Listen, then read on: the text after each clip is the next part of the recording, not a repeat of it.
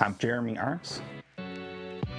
I've always wanted to go climbing, but I was always, I'm too heavy. In October of 2015, I had gotten in an accident while riding my Vespa in downtown Austin. I spent a week in the hospital and a week in inpatient rehab, and when I got out, I decided that I should start to get into shape. So I started walking. I was walking 2-3 hours every day, and I heard about the bouldering project. I heard about Austin Bouldering Project, and I didn't know anything about bouldering before.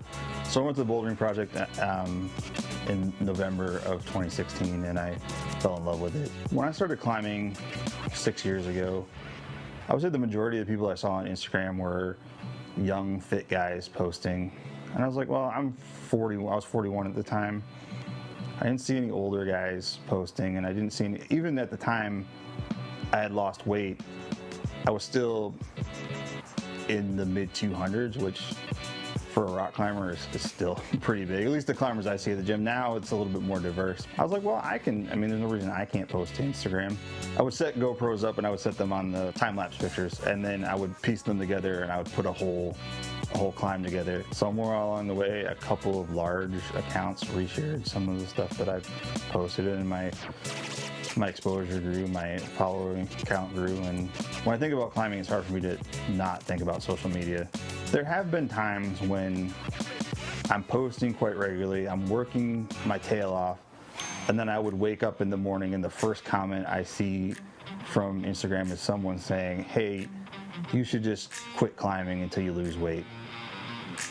And that's ridiculous. Like, there's no reason someone heavy can't climb. I know it's out of the ordinary, or was out of the ordinary. It's like anything else. If your body's adapting to your body weight, my body's adapting to my body weight. I mean, I've had injuries, but I don't think I've had any more injuries than anybody else. And, some people are just more injury prone than other people, There are times when you just want to take a step away from social media.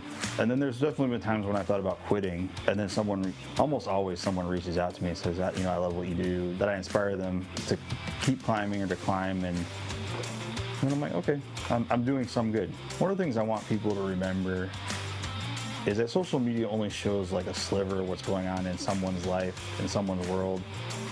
And if you're judging someone based on social media, it seems silly, because you have to take into consideration everything else that's going on in their life and in their world. I mean, we're sitting in my garage right now. It's full of garbage. Hopefully we've masked off some of it. So even this is kind of fake in a certain way. Like, we're not in a studio or anything like that. But it is what it is. And everybody's out here is trying, and give people credit for that.